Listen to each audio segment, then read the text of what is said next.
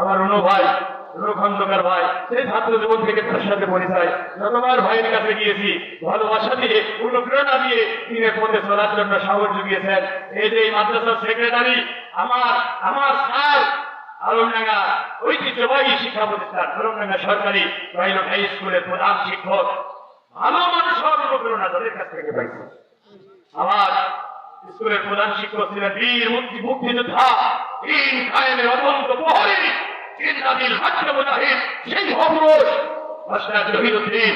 আমার ইলিয়াস স্যার, তাদের কাছ থেকে ভালো মানুষ হওয়ার, দিনের পথে চলার অনুপ্রেরণা পেয়েছি ছাত্র জীবনে। আমার স্যার আমাকে নিয়ে এনেছেন এখানে, আমি স্যার আমাকে দাওয়াত দিয়ে এনেছেন, আমি স্যারের জন্য করিতে বলে দোয়া করি। আল্লাহ আমার স্যারকে দুনিয়াতে যেমন তুমি সম্মানের চেয়ারে বসিয়েছো, আখিরাতের অনন্তকালের জীবনেও তাকে তুমি সম্মানিত করো। আরো জোরে বলুন। আরে ভাই, কোরআনের পক্ষে না বিপক্ষে? আপনার বাড়িতে কি প্রতিদিন কোরআন তেলাওয়াত হয়? হয় না। কিন্তু এই মাদ্রাসায় প্রতিদিন কোরআন তেলাওয়াত আছে না নাই? রাস্তা টাঙ্গাইলে মাহফিল করলাম ভাইরা আমার, এলাঙ্গায় আমি ওই এলাঙ্গা মোড়ে দাঁড়িয়ে আছি রাত 1টা থেকে রাজশাহীতে যাব। মৌলানা মিজানুর রহমান জিহাদি ফোন করে বললেন, ভাইরা আমার, কারি মৌলানা আব্দুল মাজিদ সাহেব তিনি রাজশাহীতে যাবেন, আপনি তার সাথে চলে যান। তার গাড়িতে উঠলাম। আমাকে বললেন, ভাইজান কোথায় থাকবেন? আমি বললাম, রাজশাহীতে আসলে আমি কোরআন রিসার্চ ফাউন্ডেশনের অফিসে থাকি অথবা হোটেল গুলশানে থাকি। ভাইজান বললেন, কোথাও থাকার দরকার নাই, আমার মাদ্রাসায় আপনি মেহমান হন। উনি আমাকে মাদ্রাসায় নিয়ে গেলেন। প্রচন্ড শীতের রাত, ফজরের সময় তখনো হয় নাই। চিন্তা করলাম, এত রাস্তা জার্নি করে এসেছি, এখন যদি ঘুমায়া যায় ফজরের সালাত কাজা হয়ে যাওয়ার সম্ভাবনা আছে, সালাত আদায় করে ঘুমাতে যাব। আমি বসে রয়েছি ভাইরা আমার, হঠাৎ করে দেখলাম মাদ্রাসার শিক্ষকরা ওই ছোট ছোট কোরআনের বুলবুলিদেরকে জাগাইয়া দিল। ঠান্ডা পানিতে উজু করে ওই বাচ্চাগুলো মাথা ঝাঁকাইয়া কোরআন তেলাওয়াত করতেছিল। আমি জানলা দিয়ে তাকাইয়া ওই দৃশ্য দেখতেছিলাম, আর আমার হৃদয় বারবার আন্দোলিত হতেছিল, পুলকিত হতেছিল। ভাইরা আমার, আমাদের ঘরে প্রতিদিন কোরআন তেলাওয়াত হয় না, কিন্তু এই মাদ্রাসায় প্রতিদিন কোরআনের তেলাওয়াত আছে না? না, এই মাদ্রাসায় প্রতিদিন কোরআনের তেলাওয়াত আছে। এখানে কোরআন শিখবে ছেলেরা হাফেজ হবে, তারা কোরআনের পানি নিয়ে দুনিয়ার বিভিন্ন জনপদ প্রান্তরে ছড়িয়ে পড়বে, তারাও মানুষদেরকে কোরআন শিক্ষা দেবে। একদিন রবিউল চাচা দুনিয়া থেকে বিদায় নিয়ে ঘুমন্ত কবরে চলে যাবে। আমি হাসান আল মামুন একদিন থাকবো না, ডাক্তার ইকরাম সাহেব একদিন থাকবে না, আমার স্যার ইলিয়াস মাস্টার একদিন থাকবে না, আমার শাহিন ভাই একদিন থাকবে না, অধ্যাপক আব্দুল হাই ভাইয়া একদিন থাকবে না। এই কোরআনের প্রতিষ্ঠান থাকবে, কোরআনের ছাত্ররা থাকবে, কোরআনের হাফেজরা থাকবে।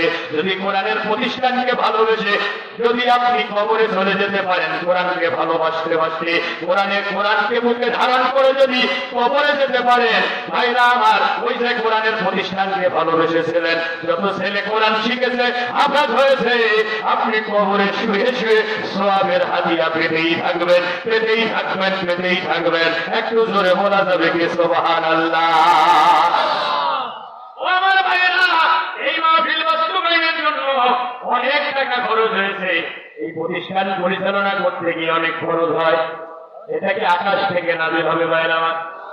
আমরা যারা কোরআন ভালোবাসি, আমাদের সহযোগিতায় এই প্রতিষ্ঠান চলবে। 10 জনের তশকিল, 1 জনের মুশকিল, 10-এর লাঠি 1-এর বোঝা।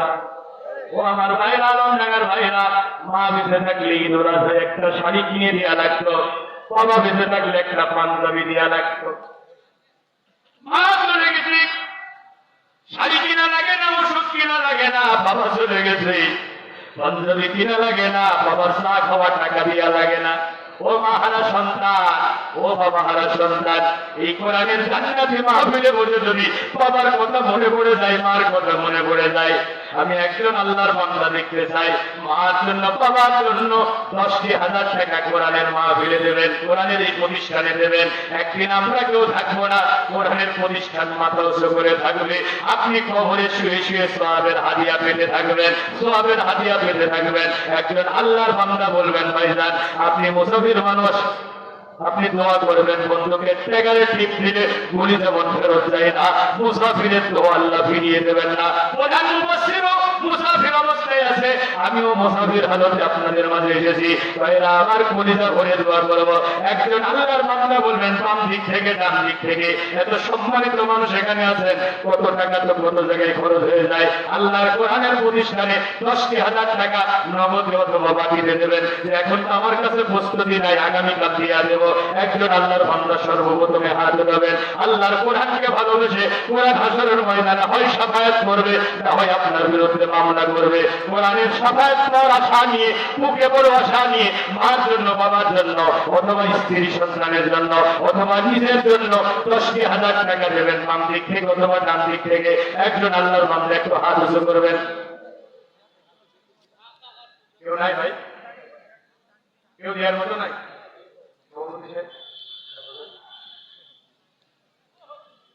একটু বললে ভালো হয়। আপনি একটু শুরু করে দেন।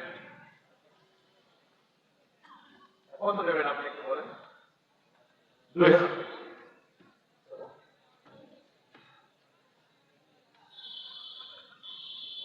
আচ্ছা, কাছে এখন বেশি টাকা নাই, পরে দিয়ে